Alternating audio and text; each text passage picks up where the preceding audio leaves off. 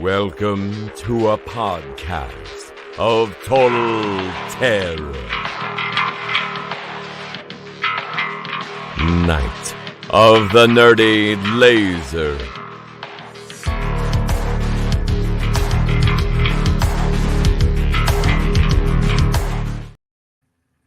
Ooh, spooky. I meant to have a mask handy, but I forgot. You liked my idea for once. How about that? I mean, not really. Not enough to do it. Not enough to actually execute it. Welcome to Night of the Nerdy Laser, our special Halloween episode, double feature. I am your host, as always, Richard Raggy Yule. I had a feeling it would be something like that. I'm Jeff Lown. That's off the top of my head, Jeff. I'm just smart like that. Yes. But that is because we're covering Scooby-Doo, all animated episodes. This will be a 9.5 hour. Be like a 9.5 day episode. There's so Really many would. different ones. Yeah. And some of them you can't even find. There's a lot Like on the- HBO now, though. Yeah, but you can't find the Addams Family. Rights issues? Yep. Always. Yeah, I think all the Celebrity Meets ones are on there except for the Addams Family. Money.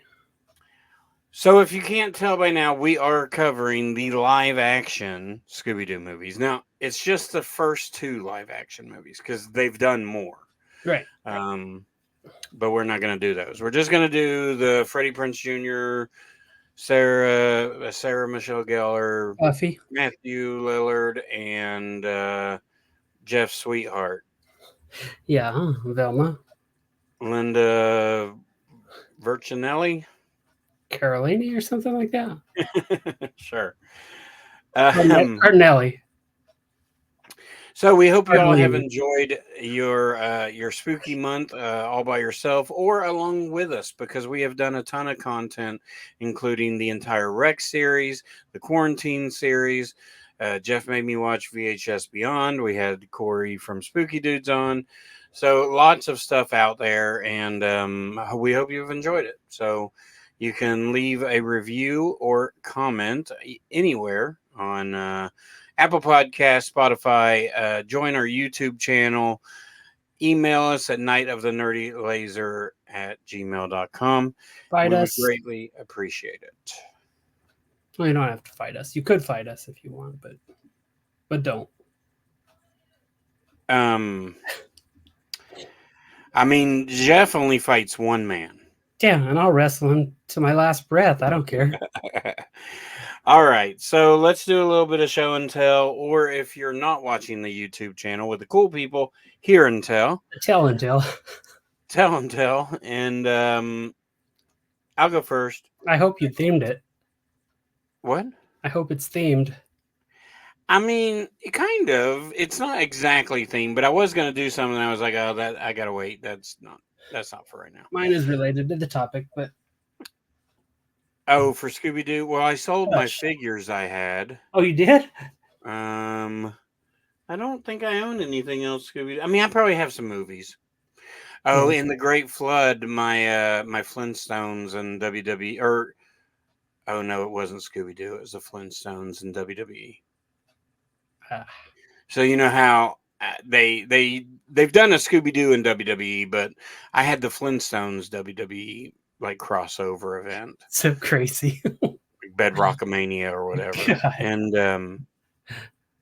And so but that got killed in the whatever happened down in my basement. I had to throw a ton of DVD cases, Blu-ray cases, stuff away. So but it is condensed smaller though. So there you go.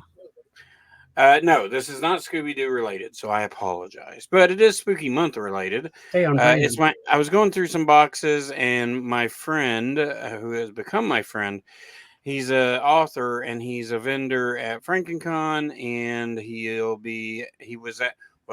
by the time this airs, I saw him at Scarefest that I went to.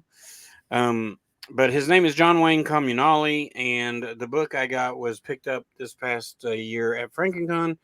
It's his self-published Toward to Death, So from what so it's cool. So right, it's a cool book, cool art. It's not too crazy. I'm terrible at reading though, so I mean I still haven't finished Clown and Cornfield, and I started that 2 weeks ago, 3 weeks ago. You should finish that. I mean, I should. Yes, you're right, Jeff. Thanks for that. So we have the book, but he has a VIP. He had like a VIP collection kind of thing. So with that, you got a commemorative lanyard Oh, nice. that has the book cover on it, and then it's got just some arbitrary dates on the back. So that's fun. It came with his standard bookmark. So he does all the art I mean, he does a lot of the art you see on his stuff. I mean, I'm sure I'm not 100% positive, but I think that's his art on the front of the Toward to Death. But then something that's really cool with this, because if you haven't figured it out, Toward to Death is like a band theme because he also is a musician, and he has a lot of road stories, and I think those are some like real road stories, but tweaked, in a fictional way. Yeah. But also he has commemorative guitar picks. That's cool. Yeah, it's cool. So yeah, if you go to John Wayne, I don't know what his website is because I'm a terrible person, but John Wayne is Dead is the podcast. Let me look real quick here, Dude, real quick, like. I mean, I'm not really quick at anything, but all right. So you can go to God. This is something that just come up recently in my life. I mean, before, I think like Walmart, Target, they're basically the same thing. It's fine. One's a little better maybe. But when it comes to search engines, I mean, there ain't nobody got a candle to Google. And I don't know what they do. I mean, I don't know why theirs is better on it. Well, yeah, they have a monopoly on just good information. Like, I don't understand. I think just a lot of people use it. But yeah, I mean, I get it. But I mean, like, I can type in his name on the other search engine that is default or whatever on my system, and it just didn't know what the fuck I was doing. And Google, his website was right up top, and it's John Wayne is Dead. I've noticed the AI stuff is picking up too, like when you Google questions. There you go. All right. So, did you have more show and tell? Died off water. See, drink more water, and you could possibly die. Yeah, you could drown in an ocean or drown in a bottle. All right. So, I said that I had some Scooby-Doo themed stuff. Unfortunately, I don't have the one I want, which is Captain Cutter, but I got. Oh, look at you. Scooby Did you just get those? No, I've had them for a little while. I was thinking about giving them to my sister. She's a big Scooby-Doo fan, so. Keep those. Take them out of the box. How dare you even suggest something like that? Look, asshole. You can take those out of the box and keep the box and then put them back in the damn box. I could, yeah, but I'm not going to. I did that with a Logan figure, actually, a Logan Funko. But he didn't have a base to stand on, and his foot was like arched in the back. So all he did was fall over, and I was like, he's going back in the box. You're like, this is the shit. I was the one time I do it, and he was like, people at work would come like put tape and stuff and like try to, and I was like, you guys are just ruining everything. Could you not touch my stuff? But yeah, I was there. I would have nailed his foot to your desk. Yeah. Yeah. Well, thanks for not doing it. But yeah, I got those. Peace to me. Cool. I want to get the Captain Cutter one, but it was a convention exclusive, I think, and it's like $80, and I'm not doing that. So I actually do have some Scooby-Doo stuff. I have the Figures Toy Company, so I could have been on point, but yeah, I'm getting ready to sell Velma though, because apparently she's worth a couple $100. Yeah, do it. I saw they had Legos, but those are out of print too. Oh yeah, they had Legos. The ones I sold were like a 50th anniversary from Walmart, and they were just like They were like little toys, and I had the whole set. But I just wanted rid of them. Yeah, I don't blame you. So yeah, there's lots of cool Scooby-Doo stuff out there. But we are here to talk about the Scooby-Doo from, I believe it's 2002. 2002. And we're going to cover both of them. So we'll cover them, in sequential order. Even though I really think these movies could have been reversed. Kinda, yeah. Like, I feel like the second one is sort of a prequel, but not. I mean, there's a bunch of monsters, but I feel like the first one would have went better second. Yeah, we could talk about that. Yeah, we can. So, what were your first thoughts? I mean, you were just like, what, 5 years old when these movies came out? 12, I think, probably. 14. I took my godson to see these movies. So my sister was probably 5 years old. I know, I don't know if I've actually sat down and watched the whole thing at any point, because I was watching it and I was talking to Peyton, and he's like, yeah, I remember when we watched that at your house with your sister who had it on all the time. And I was like, I don't remember that one bit, you liar. And yeah, but I mean, I remember bits and pieces, but I don't remember like the whole thing as a whole. I as far as like the first one goes, I mean, it's cool. We get some of the, how do you feel about the characters and how they're portrayed in this? Well, I think we should start off by saying it was written by James Gunn. Yeah. Okay. I mean, so I think that's important. I mean, if you follow James Gunn's career, and I mean, he was writing it. I mean, it's tough because, like, I saw this when I think it works. I think it works on an adult level, and I think it works on a kid level. The jokes that are in there, the kids aren't going to get, but the adults are. So, I mean, they portrayed them as if they were portrayed in parodies of the cartoon, like the cartoon never specifically went out and said Scooby and Shaggy are potheads and Fred's an idiot and except for a pup named Scooby-Doo that did say Fred was an idiot, but they took more like pop culture references and what the gang had become and made it that way. Yeah, they're kind of celebrities almost. Well, I mean, like, everybody knows them and stuff. I mean, I think that's a cool way to do it. Yeah. I mean, I think that's kind of the only way to do it, in all honesty. Like, I mean, I think you could have done it to where they were unknowns, but I mean, I don't know, it feels a little more normal for them if they existed in real life, that they would kind of be celebrities. Yeah. Or at least people would know them, like the Ghostbusters. Yeah, I kind of felt like 2 felt like the Ghostbusters, honestly. Yeah. Yeah, because they're a detective agency or whatever, private investigators technically, because they don't work for law enforcement, but they, they solve all these crimes. They're known for doing that and always catching the people. It's kind of like, they got their fame discovering all the stuff from the cartoons, and then this picks up right after is kind of how it felt to me. You know what I mean? Like, they're known at that point and they kind of have a little reputation and stuff like that. And the Fred's kind of gotten a big head from it. Velma's kind of become shy but still smart. Well, she like wants credit for what she's doing. She still doesn't speak up. Daphne wants to be known for more than just like a pretty face and always getting captured. And I think she even says that at one point. A couple of times. Yeah. And she learns like jujitsu or something like that to defend herself. But I mean, the tropes from like the cartoons do come through on this for sure. And I do like that about it a lot. So I want to mention the director of both of these movies. This one named Monsters Unleashed is Raja Gosnell. And it's funny, the other movies he did. Home Alone 3. Oh, boy. Is that the one in New York or whatever?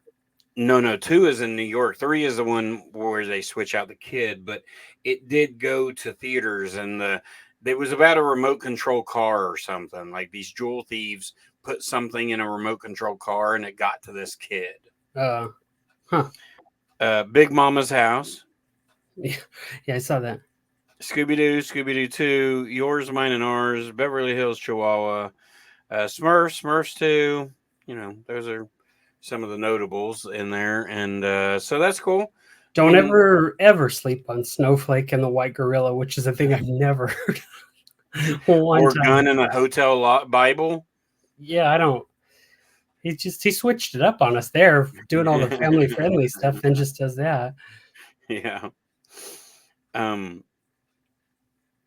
I mean, this movie, I mean, it was a big deal because I mean, it was hot actors at the time, really. Yeah. I mean, like people may not see that now, but I mean, all of these guys, like I mean, even Matthew Lillard and I mean, Freddie Prinze, Sarah Michelle was right. I mean, she was still doing Buffy at that point, wasn't she? I think so. I want to say that ran from like 97 until 04 or something like that. So, and I mean, we got Rowan Atkinson, 2003. Yeah, Mr. Bean. Mr. Bean. Oh, I was wondering, Mary Jane. When I watched it, I was like, she looks familiar. Yeah, she's pretty actually popular now. She's Ice. Hell, I can't talk today. Isla Fisher or Isla Fisher. Yeah, she's in Wedding Crashers, and some other stuff. A lot of voice stuff. But if you see her face, you'll recognize her. She's married to the Sacha Baron Cohen or whatever. Is she really? She was. I don't know if they still are, but yeah. She was in the Brothers Grimsby, so that was his basically last movie. That was that failed. The one where one was like a soccer player and then one was like a spy or something like that. Yeah, something like that. She was in Now You See Me. That's where I know her from. I know her from Wedding Crashers because I used to watch that like 15 times a weekend. Guess what, Jeff? What? Never seen it, huh? Never seen it. How could you call yourself a Wedding Crashers fan and not ever watch it? Okay, and so I guess this is a show from another country or something, because it's called Home and Away, and she was in 394 episodes. Really? It's crazy when stuff like that comes up, where it's like, how do you have that many episodes anywhere in the world, and not know about it? Oh, man, I don't have any idea. So she's great. She plays Shaggy's girlfriend, who is obviously named Mary Jane, and that's one of the adult gags. Another gag is where they're on the beach, and it's like after the breakup, because the whole thing of the movie is they break up and then they reunite at this amazing theme park on an island, and but they're in the van and there's smoke rolling out of the windows of the van, and they're all laughing and giggling, and they're just inside cooking. Right. Miguel Nunez Jr. is in this as well. Yeah. You'll know him from Street Fighter, the movie, playing DJ. And Return of the Living Dead? And he was in Friday the 13th, the New Blood. Yeah. Wasn't he the enchilada, or what's he say in it? Those damn enchiladas. Oh, yeah. So, I mean, he's been in a ton of stuff. So you'll recognize him. Yes. Trying to think if anybody else is in it. I mean, it's got a pretty big cast, it seems like, because there's like big dance numbers. There's like a bunch of like extras, but it's not a lot. Mark McGrath's in it. Yeah, Sugar Ray. Well, get out of there, Sugar Ray. I don't need to see you. I don't want to see you. No, I don't either. So there will be some spoilers, especially for this movie, just because. I mean, because we want to. Because there is somebody that shows up at the end that I kind of low-key cheered for, and that's another version of the like pop culture thing that we'll get to.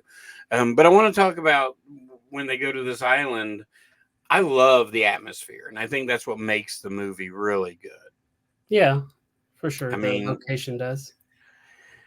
so there's all these people come to this island, but they leave like mean, kind of like they don't have a soul, and they're just mean and demon like. And so, and this starts happening, and the gang is there to solve it. Right. But really, it ends up being a trap. Always is. This is the most I've ever heard Mr. Bean talk, by the way. Really? I mean, gotta be, right? Like Rat Race, he didn't really talk that much in that because he was by himself. That's true. Yeah, I feel like I've seen him in something where he talked a lot, but maybe not. Boy, and if you haven't seen Rat Race, do not sleep on that movie. Saw that one in theaters. God, I love that movie. It's I don't know so if it holds funny. up, does it? I haven't seen it since then. I mean, I used to watch it all the time, but I mean, it probably holds up. I mean, John Lovitz. Now he does fantasy football, like betting Where commercials or he something. does? Oh, yeah. I have seen him on the commercials. But when he burns his mouth and he hits the thing, he's like, it's good stuff. I love that movie. But what are some moments that you take away from this movie? Like, or do you have any favorite? I have two specifically favorite funny moments.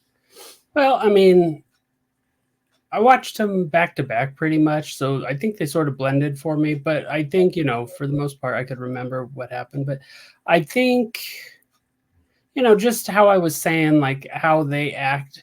I thought it was interesting that like we're introduced to them and then they split up as Mystery Inc.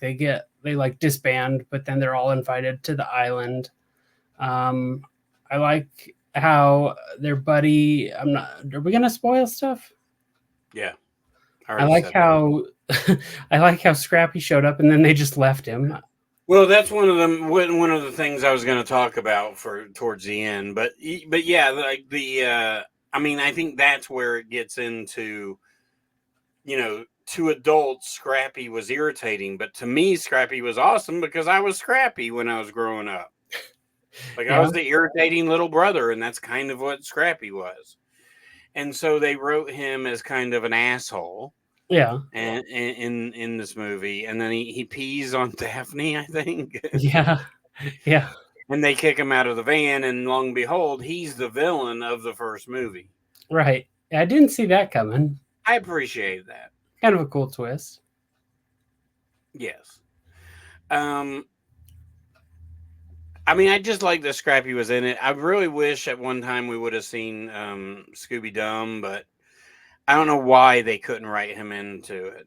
All he had to do was like be in a cameo role. He didn't even have to play a big part. I mean, or they could have been like on the road or something and went to the country, and had to make a stop or something and go to the country, and Scooby Dum's there. Yeah. I mean, it probably had something to do with, cost and animation and all that, but probably. The couple moments stick out to me for this movie. When Scooby's on the plane and dressed like the girl, like the old grandma. Yeah. I don't know why. I just really like that whole scene on the plane and the fact that this theme park has its own plane. Right. And then I really like me and my nephew were low key, like just crying when they're in the kitchen and they're having the fart contest and stuff and the burping contest and stuff. I mean, I still was laughing my ass off the other day watching it. Just, it's so funny. I mean, that's like the best humor. Like, and then he's like, and then Shaggy at the end is like, "I'm not stopping until I burn off your eyebrows." Well, doesn't it even go as far as they're hiding in the suit of armor and he farts in that and it gives away the position? Yeah. Yeah. So I mean, the first one doesn't really feel like the cartoon. It really does feel like like a movie, like a live action movie of Scooby-Doo. Yeah, that's what I was gonna say is like an episode with commercials are probably around 22 to 26, 24 minutes, I'd say, like most. This one you had to do that, but keep it going for like 5 of that, like the length of 4 of those basically. And I don't think they did a bad job. It's just it's a different dynamic because you have like this expanded story. I do like that they still use like sound effects, like the cartoon sound effects when they would get like hit in the head or something, boink, and like stuff like that. I thought that was cool. But it's just a different dynamic on how it feels. But you still get the same characters, Scooby and Shaggy, like ruining everything like they always did, but then somehow saving the day. Fred just being an idiot, like you said. Velma using her brain to figure it all out, and Daphne kind of just doing a little bit of everything. So I don't hate it. To the end, that was pretty cool. Yeah. She fights that luchador-looking guy. And Fred decides to do like a jousting contest with another guy, doesn't he? Or was that the next one? It might be the next one. I can't remember. So before we go on to the next one, we should wonder what our friend Jason down at the dungeon thinks about these movies, which I don't know because I didn't ask him. But as always, Jason is a big supporter of us, as we are to him. And if you don't know what the dungeon is, it is a physical media store right here in Maryville, Tennessee, right outside of Knoxville. He's got VHS tapes. He's got horror, one of the best horror selection VHS tapes for sure. Vinyl records. He's got laser discs. He's got DVDs, HD DVD, Blu-rays. There might be that Godfather beta sitting around. I haven't seen it lately. He's got new Halloween stickers based on the dungeon and in cool shirts. Yes. He's got a new shirt that me and Jeff do have. I have to get Jeff's his. So go down to the dungeon on East Broadway, right around the roundabout. Look for Southland Books. You'll drive around the back of the building. You'll see Jason chained up down there. Don't let him out. Don't let him out. We don't know what he would do in public. If you don't live in Maryville and you're like, well, I want to look at what he's got. Well, good news is he takes pictures all the time of what he's got in stock.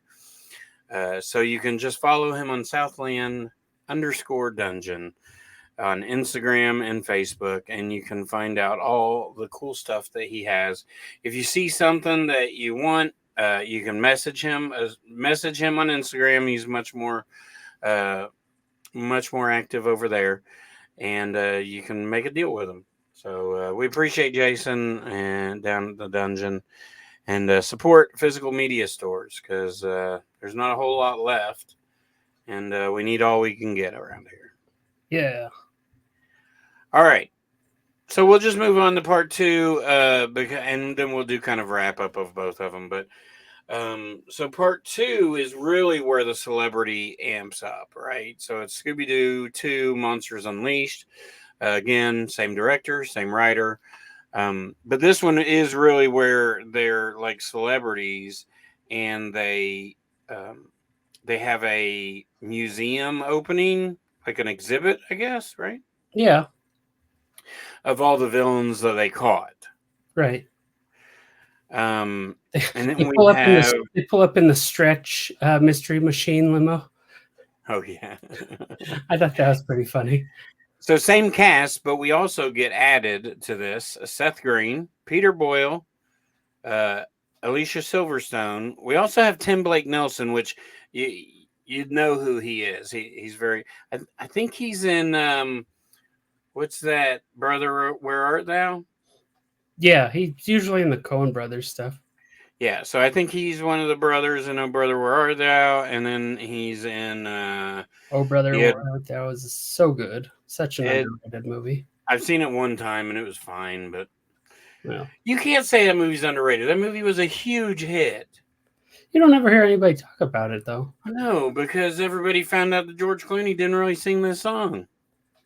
I am a man, constant sorrow. So those are the big names that got added to this one. So yeah, like we were saying, they're in Coolsville, Yeah. Which I guess was done in the cartoon, but I don't ever really remember it. Yeah, I don't either. I feel like the cast was smaller for this one, yet it was Well, there certainly weren't as many people like, in the other one. yeah. Yeah, I mean, I think this one had a little.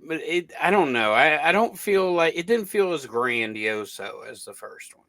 Yeah, I could. Yeah, I did like seeing Peter Boyle in it though. Yeah, it's sad he's not with us anymore, but he was awesome. I loved seeing him. So basically, we get an evil masked figure trying to take down the gang in this one. But we get a throwback to a lot of the villains from the cartoon. Yeah. So We that did was get cool. Captain Cutter. Is that the deep sea guy? Yeah. Yeah, he was awesome. Did you see the Home Depot Halloween decorations? And they have like a pirate and a deep sea guy. I mean, they're like $400, but they're awesome. That's a lot. Yeah, you think? We get American Idol winner Ruben Studdard at the end of God, I forgot. So we get like a pterodactyl, we get a knight. The stretch limo is funny. I'm trying to think what other people are in that one. What other villains? Because there's a bunch. There's like 10 or 11. So like Black Knight, then like the Tar Pit, the like green pterodactyl.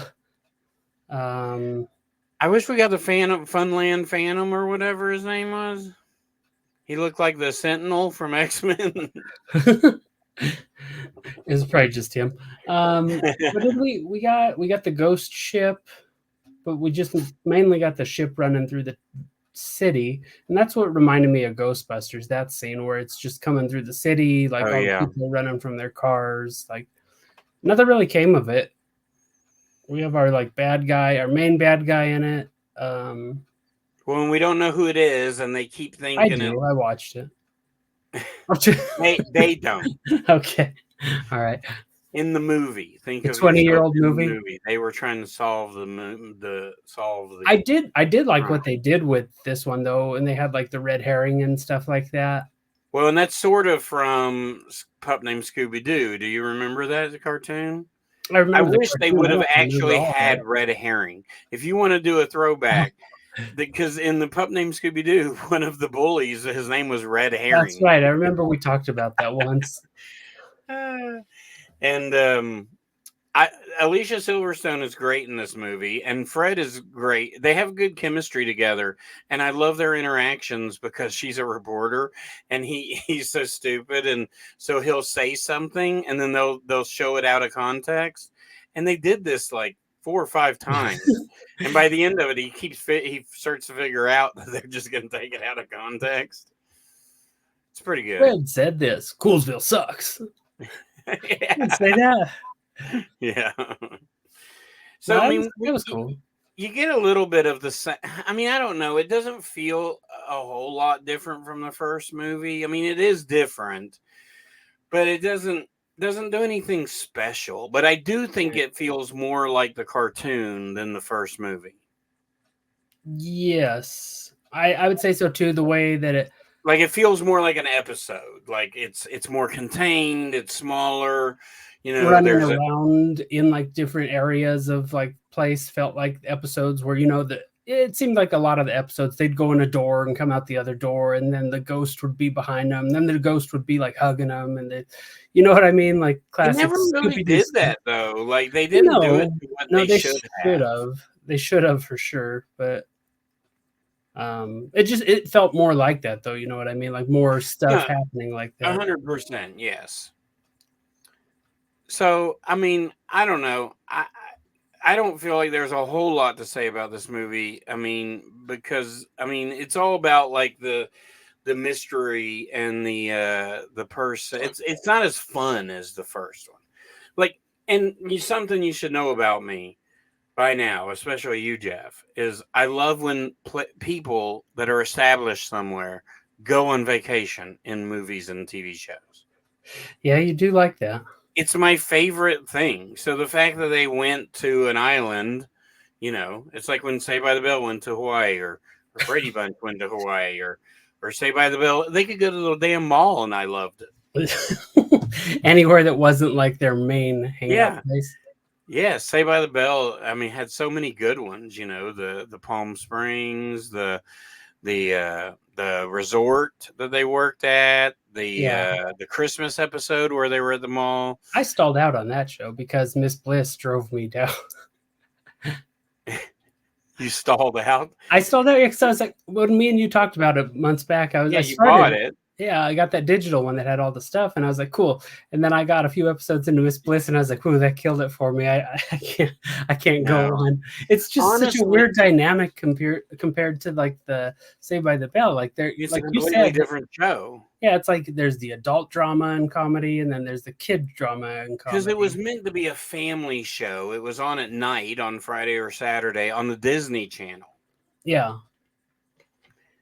And then they revamped it. And honestly, I mean, my Saved by the Bell is really a year or two in. Yeah. I mean, like, I like Screech and Zach's dynamic, and I like Kevin the Robot, and I like, when they're making, doing all their spaghetti sauce, and Screech has to be an alien, for money. And so anyway. All right, enough of Saved by the Bell. But I do love when things go to places. So the fact that this one is just kind of, the environment doesn't, and I do not like Seth Green in this movie. Really? I mean, he's fine, but I don't like the character, I should say, because he's a red herring, right? Right. Anytime he pops up anywhere, I'm like, oh, this is cool, Seth Green. Like, I don't know why. I've always liked him. I mean, I guess, but in the 2000s, he was everywhere. Yeah. I mean, Austin Powers and... Well, yeah. And I think, he had the ties with Sarah Michelle Gellar from Buffy and all that stuff, so... So him and Velma are trying to hook up because they're both geeky and nerdy. Yeah. He's trying to be sexy like Daphne, and I bet you like that part, Jeff. Yeah, it was yeah. I mean, it was no Linda Carolini and Grandma's Boy, but it was cool. I thought it was more funny than anything because she's wearing that like spandex, like leather spandex suit or whatever, and she's like trying to walk, and he's like, do you have to go to the bathroom? And she's like, I can't in this. I thought that was like a funny little throwaway line. But... Yeah. Damn it, you said something. I was going to say something in response. Go ahead. I can't remember what it was. You kept talking, yammering your mouth, and I forgot. I'm old, Jeff.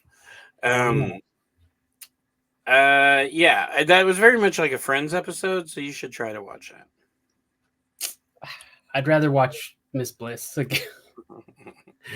I'm holding you to that. Yeah. I guarantee you the first season of Friends is 10 times better, funnier than Miss Bliss. Seinfeld maybe, but not Friends.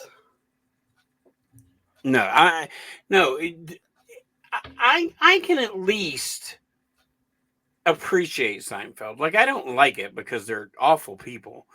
And so, but I can appreciate it, but you can't even appreciate Friends because you're an awful person like Seinfeld. I would always hear it like at my friends in the other room. Like I've watched episodes like on accident. Like I didn't like sit there and tune in to Friends, but like if it was on or something, I'd watch it. And like, so you sat down for 30 minutes and was like, fuck, what did I just say? Pretty much.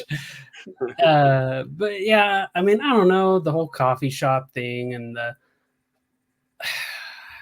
monkey in the apartment. Like, oh, I love the monkey, Marcel. Then like the Ross and Rachel thing always got on my nerves. It's like, shut up and make a decision, you two. I mean, toward the end, it gets worse. Does it? Oh yeah, I mean 100%. Because then Joey wasn't Joey. Involved. Yeah, I was gonna say Joey was gonna get married to her or something like that. Ross was gonna get married to the like British lady at one point, and Rachel was like, "No, I gotta ruin your life." No. So that was a great season finale. What does he say? Rachel's name when they get married or something like that? Mm-hmm. Yeah. See, I know my friends. I just don't like it. All right. So, you got anything else to say about? We don't have to give away the spoiler for Scooby Doo 2. I mean, there is a mystery, and I mean, who it is kind of. I mean, it's cool, but like literally, you think it's everybody. Like they. Yeah. So, anything else you got? No, I mean, just compared to the first one, it has a different feel than that. Their friendship, Mystery Inc.'s friendship, seems like they're all closer than they were in the first one. But I mean, they all kind of come together in the end of the first one anyway. So it just kind of picks up from there. I think that was cool. The like all the different like monsters and characters and stuff we get in this one are cool. The scene where I think it was in this one where Shaggy and Scooby go to like the villain's hideout, like bar. Oh yeah, and Scooby's has the fro on, and he's dancing, and it comes off, and they're like, "Hey, it's the guy and the dog," because they all love him. They Yeah. all love them, and yeah, that's pretty funny. Yeah, I mean, there's a few scenes. I don't know if which one I would say sticks out more or less.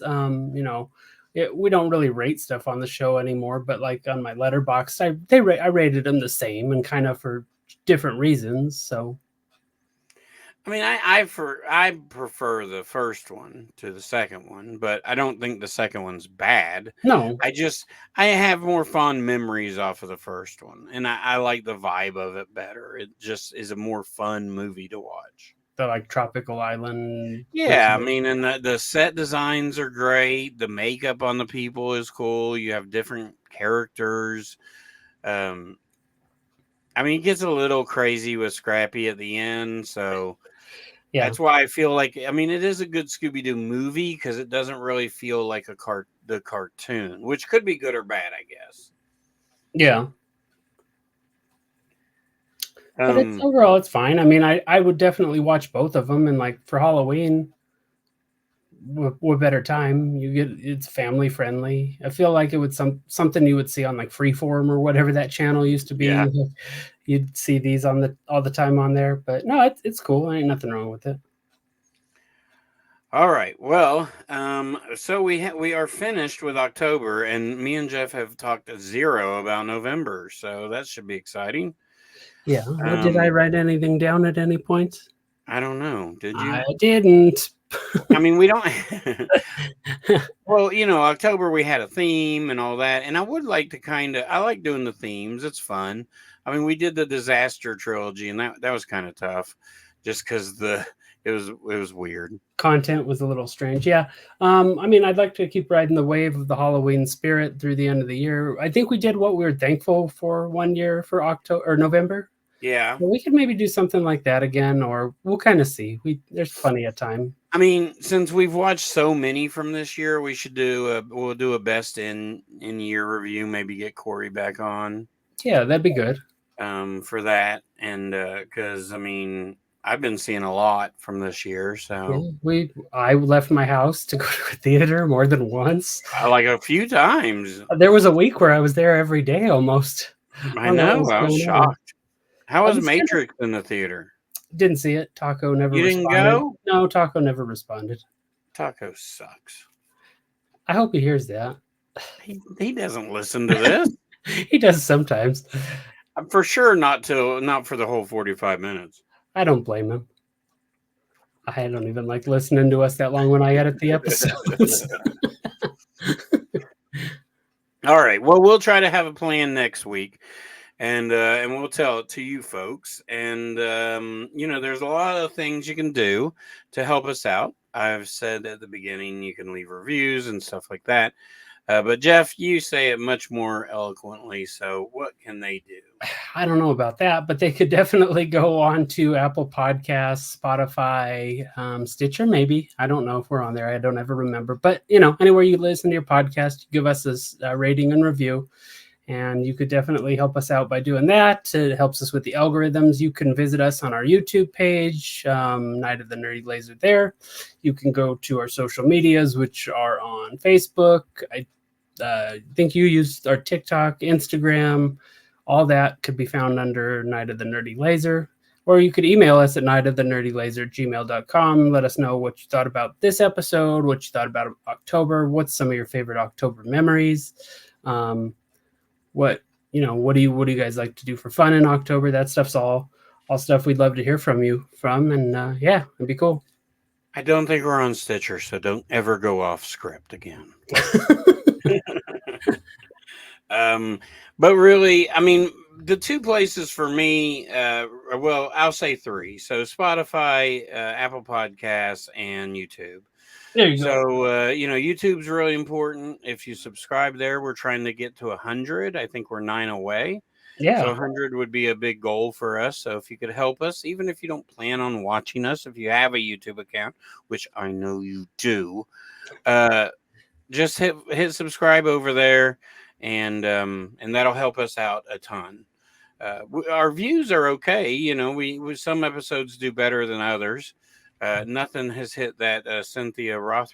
I don't know what happened there. That one's still like just. I looked at it to see what I put on it, and it's the most simple thing. It's the most basic information. I didn't put any fancy title or anything like that. Yeah, I don't get it. I don't get it. Yeah, why don't you guys write us an email and tell us what the problem is, and then we'll figure it out. I was just looking over our views, and people did not like Swim Fan.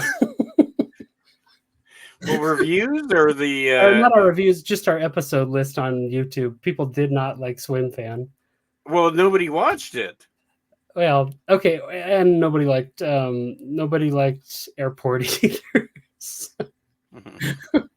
Look, that's not my problem. Hey, but speaking of your shirt, what we weren't speaking of, that one did pretty good. Cujo? Mm-hmm.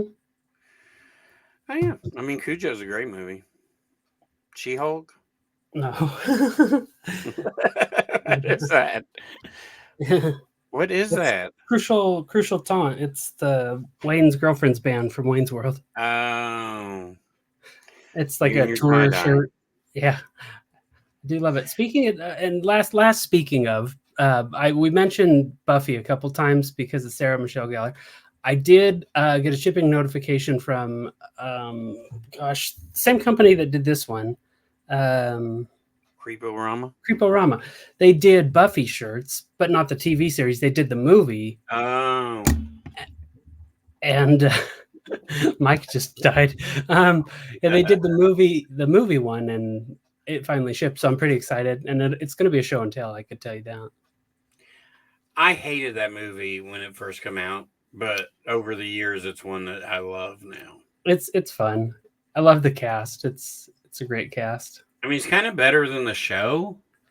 I that's a hill I've tried to die on a few times when I talk to my friend Brandy about it. But as the more I've watched the show, I just can't get into the show, man. I've tried a few times. Yeah, so have I. I've gotten through season 4, I think. So, I mean, it has its moments, and I think the more you stick with it, the more you kind of notice little things that are fun. But that's another time, another episode. You know how Buffy started? Comic book?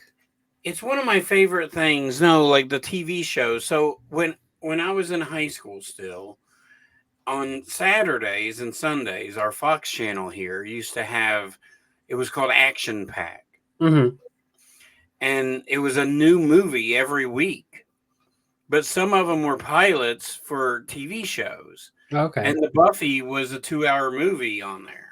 Oh, yeah, it was. It was a pilot for the show, but they also had like 3 Smokey and the Bandits on there. Weird. You should look. I think you can look up like Action Pack on Wikipedia. It's like a syndicated movie thing. It's just so weird. Yeah, back in the day, they would test anything on anyone. You know what I don't understand is why don't they make a TV show about pilots? Like you could just call it like Pilot. Whatever. They did. It was called Wings, and those 2 brothers, and Tony Shalhoub was. And That's a good joke, Richard. That's a great I'm joke. not acknowledging that. It was a great joke. I'm not acknowledging it. I won't. But no, like all these shows just go away and you never see them. That's true. Pilots are so And much. like Big Bang Theory, Penny was not the original girl. Who was? I mean, you can watch like 5 minutes on YouTube of it, but they filmed an entire episode with this That happens a lot. actress. This different actress, and her name wasn't Penny, and she was like a bitch. Like really? her attitude was like snarky. Oh, she didn't like towards the nerds. guys. Yeah, so Penny was just like completely different. I just love to see episodes like that.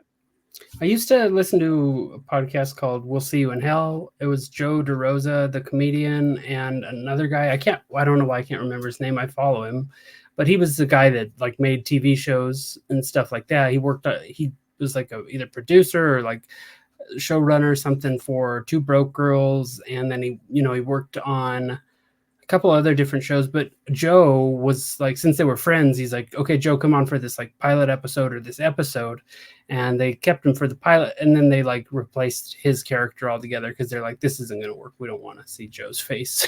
It's weird what they do with pilots and like how people react to stuff. And it's just, they just can axe a character totally, like, yeah, and just go such a different direction. And people are just like, oh yeah, that makes more sense. And it's like, but that's not how it was in the first episode or the first season. You get a lot of that in The Office. Speaking of different directions, that's where we went, and we're done now. So we're just going to stop talking about pilots. Yeah. Whether they have wings or they're TV episodes. There you go. So what should they do, Jeff? They should keep it bloody and happy Halloween. Because somebody has to, and happy Halloween. Happy Halloween. Spooky.